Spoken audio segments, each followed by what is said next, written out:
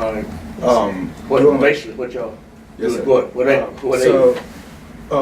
We're trying to figure out Carterville, the impact that Carterville had on World War II. Okay. And so we just want to get the different perspectives of different people from the community so we can add that to the overall project. What we're going to do is we're going to have an exhibit, and then we're just going to just show how Carterville affected, because a lot of people don't know that how much Carterville contributed to the war actually, and which we did contribute some to the war. So we're just trying to put some history from Carterville. And our part of the project, what we're doing is we're trying to find out the black community's involvement with the war, because we know we did some war bonds, but we don't actually know all about like what exactly black There's community just was. like record of black people in the census, but like where did they go to school? How did they contribute? Like what was like at home? And we're just trying to figure that out. In 41, when Pearl Harbor was bombed,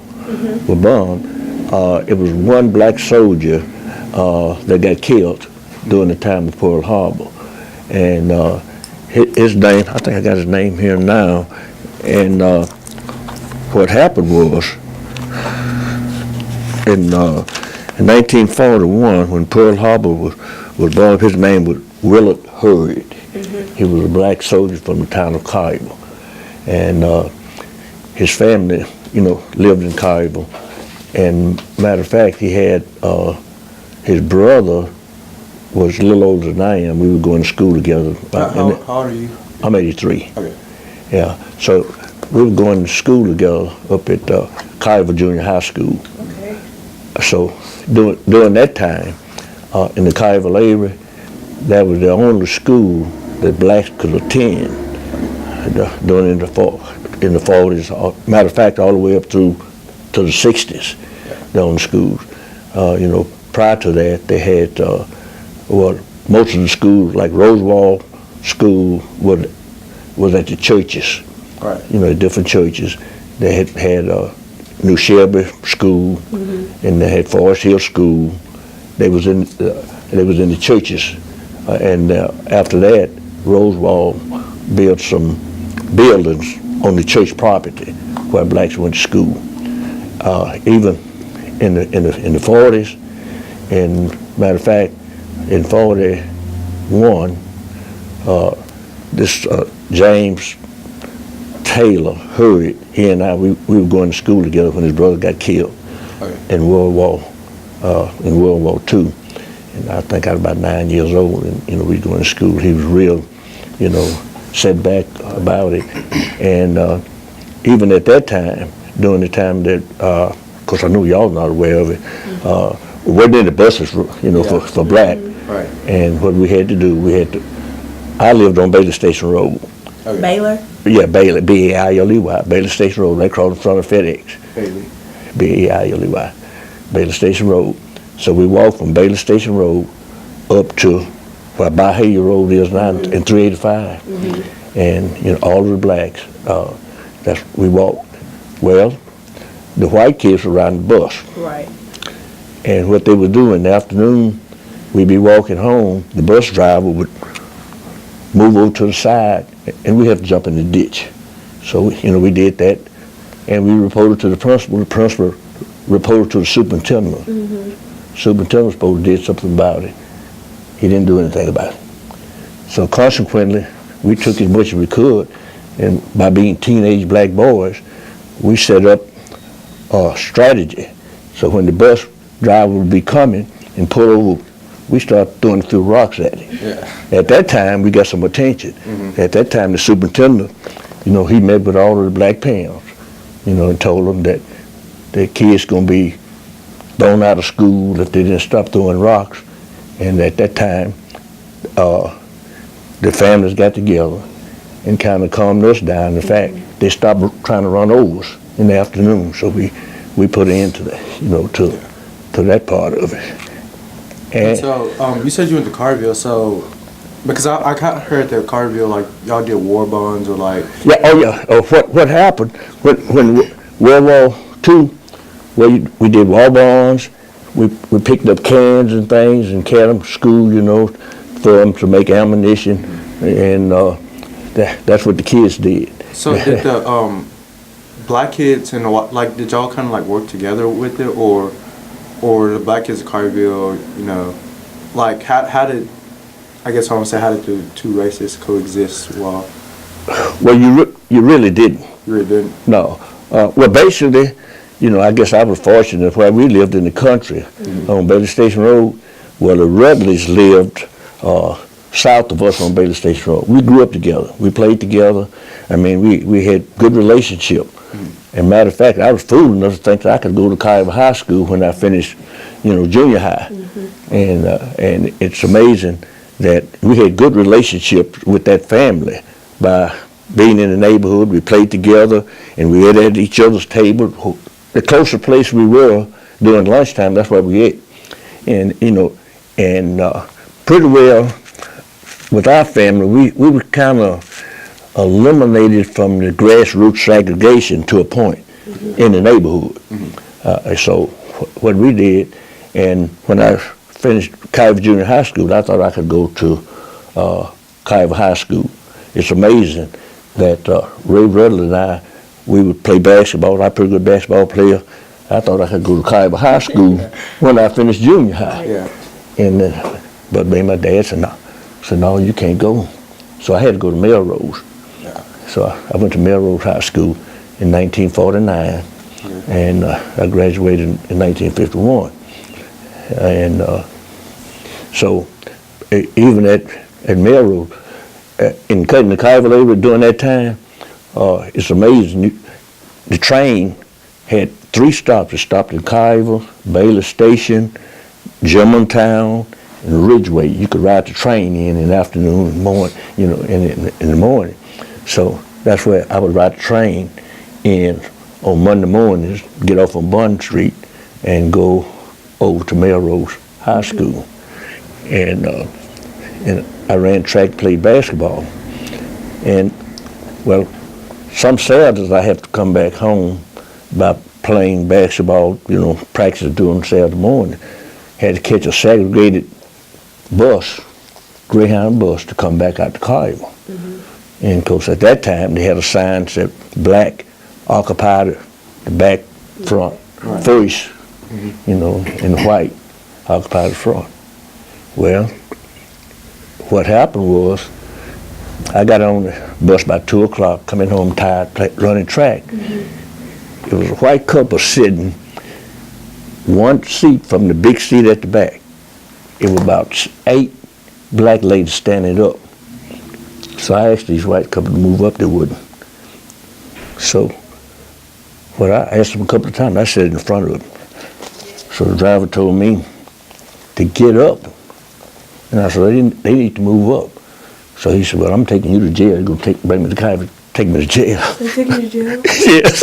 So what happened, and even at that, anyway, when I got to Bailey Station, you know, where I get off, I pulled a cord. He wouldn't stop. He was going to take me all the way to Kiowa because there wasn't one police up there then. And so he had to stop at Cartwright because one of his cooks, Cartwright Nursery, was a big nurse, had the largest nursery in the state of Tennessee at the time. He had to let her off. So when she got off, I jumped off the bus. He came, he told me to get back on.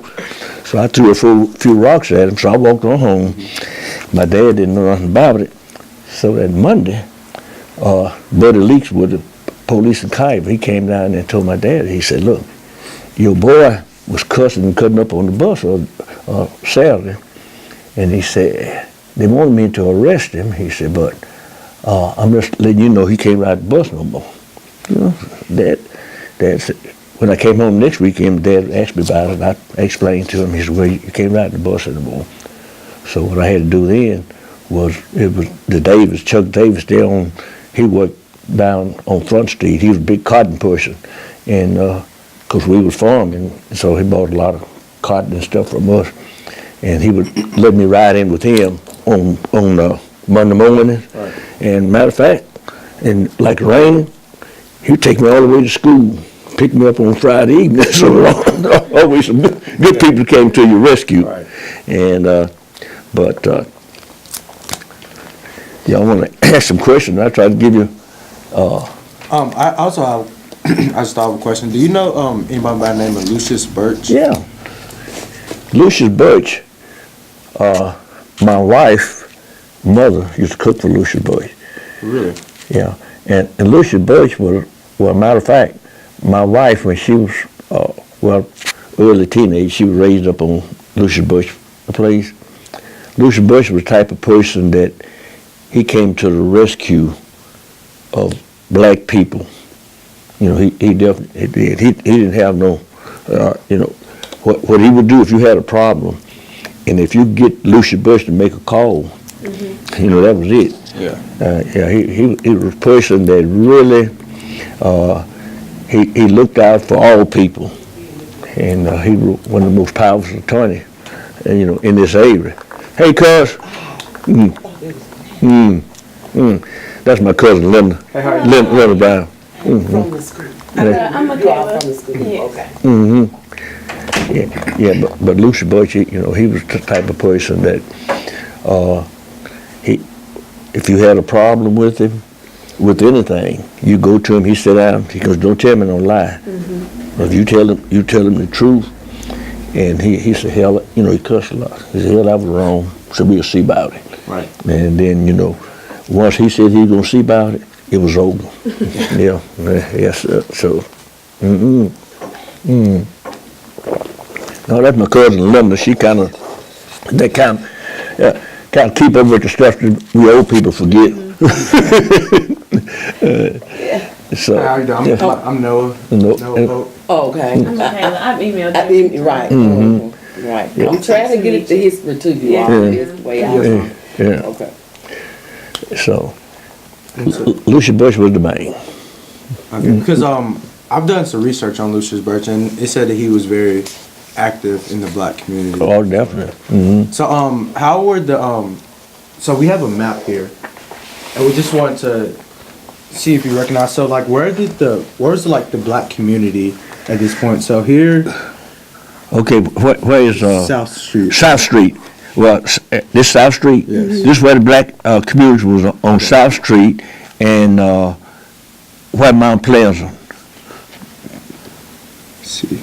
It's up in the town hall. Yeah. 'Cause I grew up on South Street. Yeah, That was right. my home. I mean, Yeah. the little girl on South Street. Yeah. Now, Mount Pleasant, Where is Washington? Right here. Okay, well, Well, it's See, off here's of Washington. Washington. Here's Washington. Washington. It's off of Washington. Right, it's off of, Mount Pleasant runs off of Washington. They don't have, this is right here. Okay. South Street. This Mount Pleasant. Pleasant. Yeah. Okay. If that's the town square, where is the town square on here? Let me get my glasses. It might be on this one here. Yeah, They- that's gotta be it. Right there. That's the town square. Okay. This is popular. It's at the corner of Washington. Well, it's So that's gotta be it. corner of Washington and, yeah, Yeah, Mount Pleasant, right there, by the store, right, by the furniture store. right. Wilson Furniture That's Store. Mount Pleasant. That's Okay. Mount So Pleasant. that's where the majority. Well, they lived on South Street, majority, black lived on South Street in Mount Pleasant. Right. They called Mount Pleasant, used to call Cold Shoe. Cold Shoe Hill. That was the name of it, Cold Shoe Hill. They didn't even call it Mount Pleasant. It was Cold Shoe Hill. Matter of fact, that's where, when I first got married, my wife and I, that's where we lived on Mount Pleasant, Okay. Cold Shoe Hill. Yeah. And that's where the black lived on Cold Shoe Hill and South Street, which they called it then Green Gable. Green Gable, right, because the houses, all- been on South Street. All the houses was green. And and the people still living in that, cannot believe it. Oh, yeah, still people. The houses were green, and they What? call them Green Gable, and they still there, people are still living in there. Well, you know, and the whole thing about it, and that was the area where black people lived. And talking about Mount Pleasant, I got married in '51. My wife and I, we moved up there on Mount Pleasant. In the houses, they didn't have, they didn't have no inside running water, no bathroom or nothing. 3 families using the same outside. Yeah. And what happened was, my wife was real artistic, and we were up to no lights or nothing. In the houses, didn't have no sheetrock or nothing else. So what we were paying $12.50 a month for rent. And what she did, we got some pasteboard boxing, sealed everything up, and so we told that Bob Lipson, the person that owned the property rent from, we wanted some lights. He said, you know, these other niggas got no lights, why y'all want some lights? So my wife said, we want some light. He said, well, y'all have lights put in, and I pay half of it. So at that time, Edward Rankin was a black guy, and what he did electrical work. So he came in, and he wired the house. He put a bulb. We had 3 rooms. He put a bulb, up in each room. And because my wife, we had papered the house up and everything, and always paid my rent on time. I worked at Light, Gas, and Water on the 5th and 20th. I paid my rent on the 5th all the time. So he said, well, you put the lights in there, I pay half of it. It was $35 what he wired the house up for. Wow. So anyway, what happened was he told me. So he came in, and every 5th he would come down and give him rent. So he looked and he looked. He said, y'all house look better than these other niggas. Somebody has to go up on your rent. He went up to $15 on our rent that we done fixed this house up. Right. So the thing about what happened then, I stayed there about a year and a half, and I moved uptown then. I moved from Mount Pleasant down to South Street. Okay. That was a big time place for black back in the 50s. South Street. South Street. Yeah, we noticed that. Right. Census. Right. But anyway, People said that like there would be a place where like a lot of black people went and like had like different gatherings and had a good time and stuff. Like The baseball field in the back. yeah, right. Yeah. Well, that's why you would have the gathering, and eventually you move down on on corner 72 and Harris, right there, and from there in the late 50s and early 60s, that's when they had Alcone subdivision. Alcone subdivision was down there where at St. James Church and Harris Street and Berkman and where her dad and all of them lived. Alcone, what he did, he owned a lot of property down there. And what happened, a developer came in and bought the property and built the houses down there and sold them to black people in Alcone subdivision. Alcone was a preacher, Reverend Alcone was a minister. And What church did he pastor at?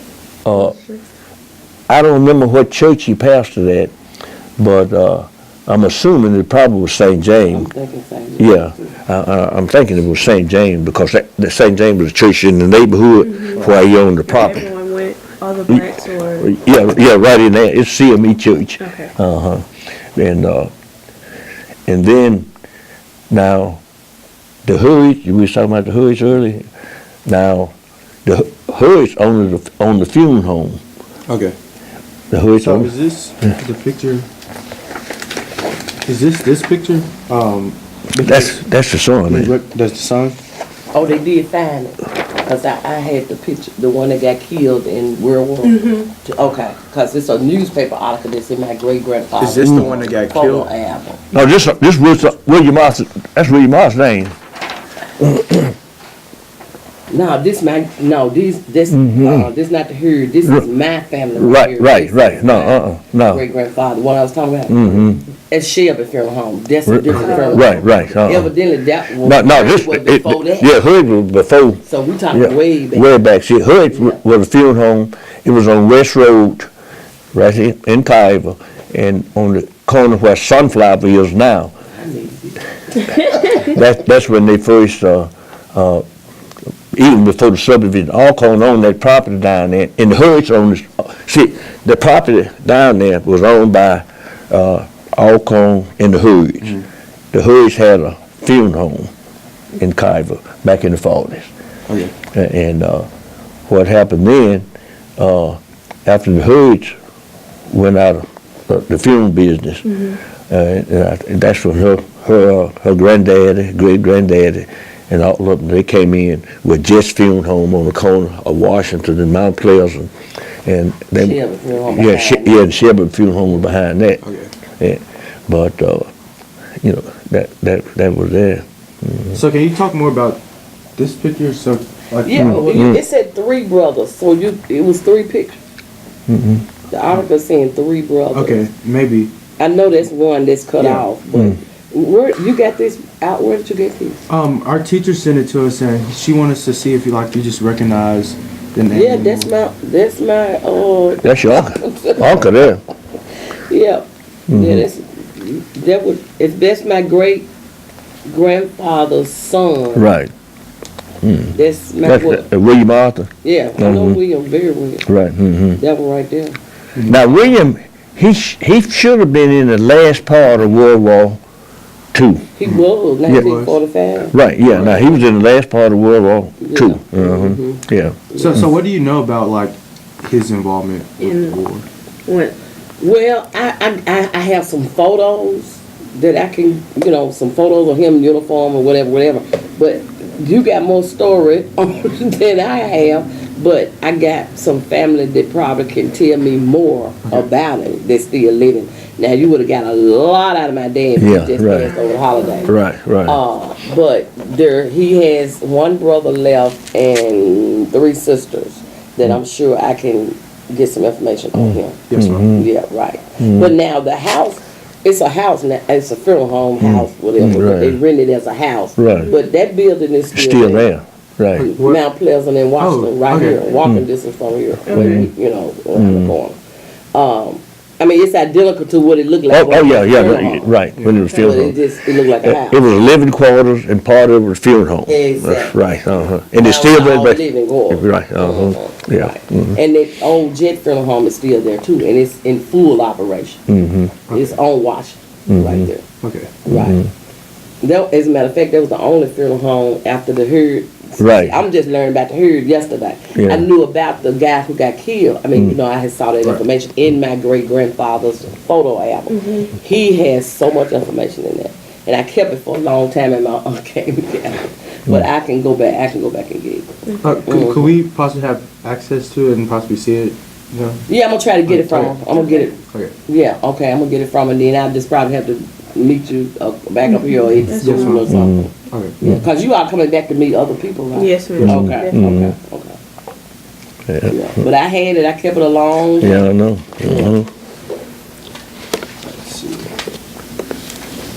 So, is there anything you could tell us about, your experience during the war as opposed to like home life?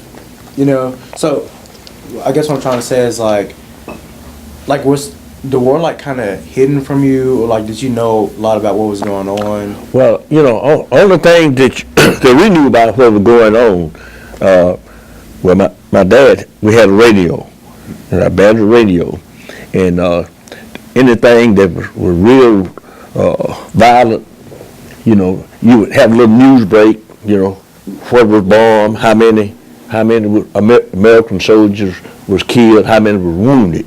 But that was the only thing that we could hear about, knowing about what was going on in the war. Because we didn't have SX or nothing, but just few people had a battery radio.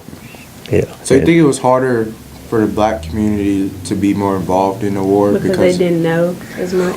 Well, they didn't know as much, and the fact that, well, the thing about it, what they did when they had the World War II, I can remember they went around and started not recruiting black, but just drafting, just taking them up, and and putting them in the war, taking them in training and all that. I don't know how much what kind of physical they had or nothing like that. If you were a certain age, right, and they take you through a physical and you were gone.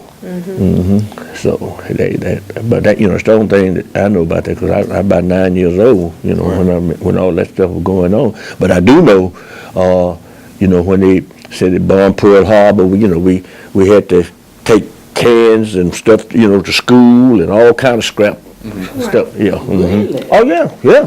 Because what they did, you had to drive, and they had contests at different schools in a different age. Food over there. Huh? What you were taking? Most of what we was taking, Oh, yeah, I read that in. yeah, was taking, you know, like tin, iron cans, sardine cans, and what they had contests is with the different schools that who could bring the more cans and stuff in, and the federal government was picking that up, taking it, and they were, you know, making material out of, you know. Oh, material. yeah, Okay, right. not food. No, The not can food. itself. Yeah, just the can itself. Yeah. And so we go down in these ditches everywhere we find those cans and shoot, you take a whole sack of cans, you end up with $1. Oh, okay. Yeah, I'm telling you. I can see That was $1 was a lot. That was big thing. That was big time for us, you know. Mhm. Because some people make it like $1 a week. Oh yeah, that's what I'm saying. That's, Yeah. oh, Mhm. wow, can you imagine? Yeah. So. Right. I think the only thing those people do, I think the only thing from me listening, and I'm only 59, I mean only 59, the reason they didn't know anything, you didn't know anything about World War II unless somebody got killed. Then you knew. Right. You know, if Right. they didn't get killed, you know they came back home. That's Right, all. right, No right. little bits and pieces. Mm-mm. You know, because think about it, just like the Tuskegee Airmen, which is a project I'm working on Right, now, right. to set up in Kroger Store. Right. They doing a contest citywide on Tuskegee Airmen, and I'm helping somebody do the table. You know, just think about it, they were in the military, Right, but they right. couldn't Yeah. do anything until the people, till the fire got on, the heat got on. Right, then they send them And in. We just sent anybody, you know, everything you can do. But, You yeah. know, President Roosevelt or whatever, Right. he did that. So that's letting you know that black people were sent over there, but they were just there cooking, Right. making roads, you know, building roads and Right. whatever they needed in the background Right. until that heat hit them. Then they yeah, we'll be So all right. what was it you were saying about the thing you're working with the Tuskegee Airmen? Yeah. Right. The Tuskegee Kroger's is doing a contest. I'm assuming citywide. You know, Memphis. I don't know whether Caillou is involved. Probably is all the Kroger Right. stores. They setting up a table and they're doing the Tuskegee Airmen, and I guess whoever, you know, like a contest. Right. That's what they're doing for Black History Month. Right. Yeah. So I have been working for the last 3 days and help them, you know, cause I got a child that works at Kroger's Right. and she's having to throw in and knowing that she wasn't gonna be able to do it. I'm like, Mama.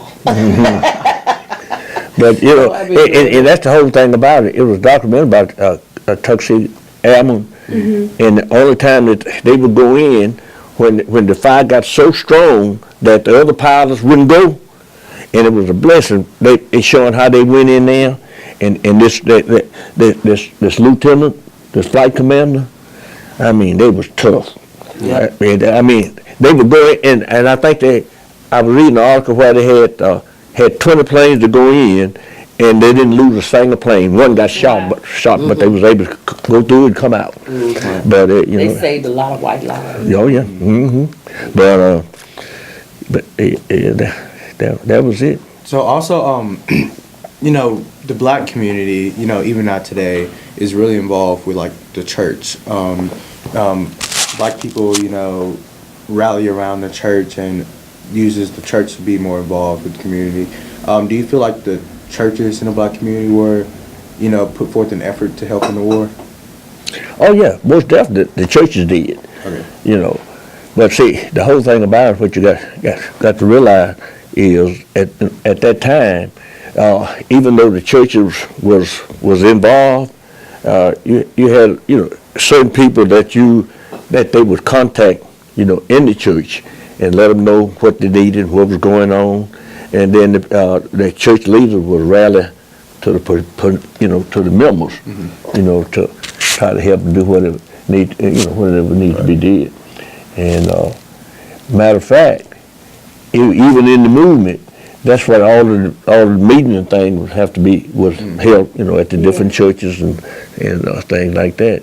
Because matter of fact, when we first organized Memphis Branch NAACP, it was organized in St. James, the CME Church right here, and of course I was the first president of it, and some of the things that we went through down there. It's amazing about that, though. This is a long story. What happened was, well, it was about 15 of us, we belonged to the Memphis Branch NAACP.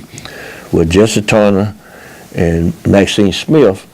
Since there was about 15 of us, they said, y'all need your own chapter. So they came out and we organized the College Branch NAACP, and that was in 1965.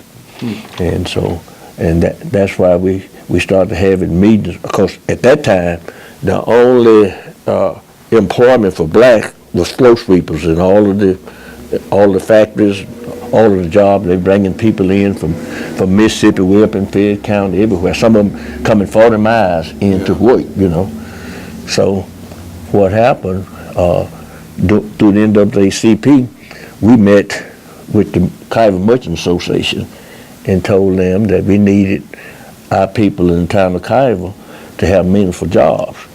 And they said, well, we don't have anybody qualified.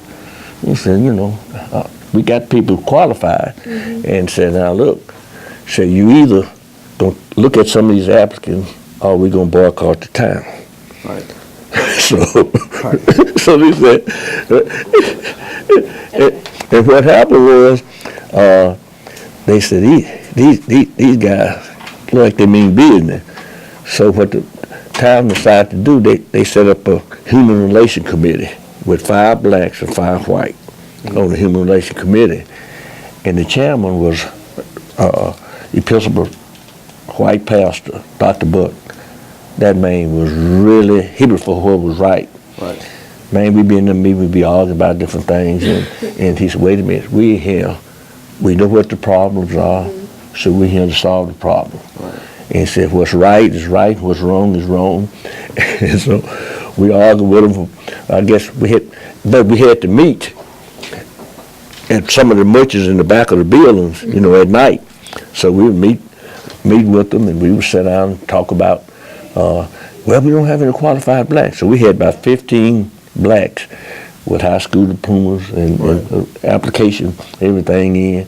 And at that time, 90% of the workforce white didn't even have high school diploma. Wow. You see what I'm saying? Right. So what happened was, and so we presented the application, and they said, well, we don't have any vacancy. And so I said, well, you're going to have to make some vacancies. Excuse me. Hello? Yeah. Huh? What? No, I didn't. Okay, I'm in a meeting. I'll call you back. But anyway, we said, so what happened, by me being the president of the NAACP, and a friend of mine, James Jones, was vice president, my wife had a job. She didn't even have an application in. So after about 3 meetings, he called us and said, look, Sarah, Tom, let your wife come get an application, like on a Tuesday. Put the application in, James Jones' wife and the Harmon Bonner's wife. Put the applications in, and they put them to work that Monday. So after that, and went on about 2 months, they hadn't had nobody else. And they said, well, we said, look, y'all got 20 applications up there, and you got vacancies. You still got these people coming in. You know what I'm saying? What y'all white got a good job? What you niggas raising saying about y'all white got a good job? And he said, hey, y'all used to get by with that kind of stuff. It ain't gonna be no more. Now, you can send my wife home today. He said, but this is not gonna stop. So eventually they start to find qualified black, find that the black was more productive than the one that they were bringing in. They found that out. So that's how we start to get the movement in the manufacturing industry, and through the NAACP. Mm-hmm. Also, one thing that's been on my mind, because we've struggled to get our exhibit. We struggled to get the black. We're gonna have a board that talks about the black communities involvement with the war. I feel like we've kind of struggled more with the black community than everyone else. And do you feel like segregation and like black people being separated and not given as many resources and being accessible and dealing with everything else made it harder for us to contribute to the war? Well, we didn't have the resources. Yeah, it made it harder because we didn't have the resources really, and really didn't know what the war was all about. Yeah. You know, if you, Just knew you would fight. yeah, we didn't know nothing about the war, what the war, why the war, and all that kind of stuff like we do now. Because Right. we got access to everything, and but that's the reason. The people were just kept in their place, per se. And just like, think about it, if you think about the slaves and they took books from you, Right. Oh yeah. they realized, and I just learned that last night because I studied history big time, in Black history stuff I'm trying to put together for another event. But I just learned that there was, and he was white, but I copied it, it's at home.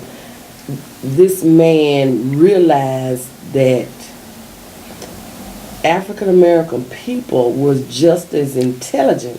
See, they were taught to think that they weren't intelligent, but once they really, I know this black guy he was a slave, and he became this master mathematician. It was like, he could calculate stuff so fast and so quick, and it's like, and that's how this particular guy, when he saw this man was better than anybody as far as calculating everything, he started a struggle, a petition, and trying to get that information.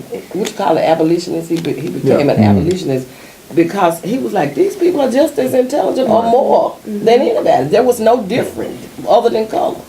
So he was a mathematician, and that was so fascinating to me. But if you train somebody, they can learn anything. Yeah. If you train them, no matter the skin color. Right. But once they learned it, that was the reason they took the book, because if they felt like you weren't intelligent, the book wouldn't have been intimidating to them. So once they realized you were just as intelligent as anybody, they took the book. That's almost common sense, but they made sure you didn't think you had common sense. Right. But there was always a few that knew they did. Yeah. But if you take a book from somebody, naturally they're going to be ignorant. They're going to be whatever. And you could take the smartest person in the world and they're ignorant to a fact. Right. When people use the word ignorant to the fact, that don't mean you're an ignorant person. Right. You just don't know this right here. And a lot of people take that ignorant thing to a whole nother level and think, well, she's talking about me. She called me ignorant. But now you're ignorant to the fact of what we're talking about. So that's what they did to this man. I forget. But they took those books, so therefore you could not learn. Right. But then they had the few where they taught them to read, but they had to hide that. Yeah. So what you say about the work, like he's saying, we didn't know what was going on because they didn't want you to know. So like you said, you said like there's that few that know. So were there any few people in the black community